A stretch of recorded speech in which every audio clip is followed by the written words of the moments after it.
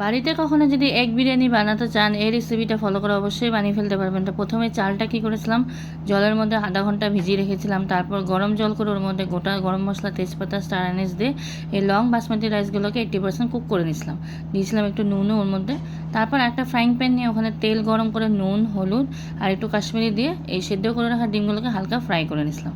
আর আরেকটা কড়াইতে আমি একটু তেল বা ঘি নিয়ে ওখানে বেরিস্তা রেডি করে নিয়েছিলাম। কিছুটা বেরিস্তা উঠিয়ে রেখে ওর মধ্যে আদা, রসুন, কাঁচা লঙ্কা বাটা, একটু টমেটো বাটা দিয়ে একটু কষিয়ে নিয়েছিলাম। দিয়েছি একটু নুন, একটু হলুদ, একটু কাশ্মীরি চিলি পাউডার, একটু বিরিয়ানি মশলা দিয়ে ভালো করে এই মশলাটা কষিয়ে নিয়েছিলাম। কষিয়ে নেওয়ার পর দিয়ে দিয়েছিলাম টক দই। টক দই দেওয়ার পর আবারও মশলাটা কিছু কষানো হয়ে যাওয়ার পর দিয়ে দিয়েছিলাম ভেজে রাখা ডিমগুলো কিছুক্ষণ কষিয়ে নেওয়ার পর দিয়ে দিয়েছিলাম সামান্য একটু জল।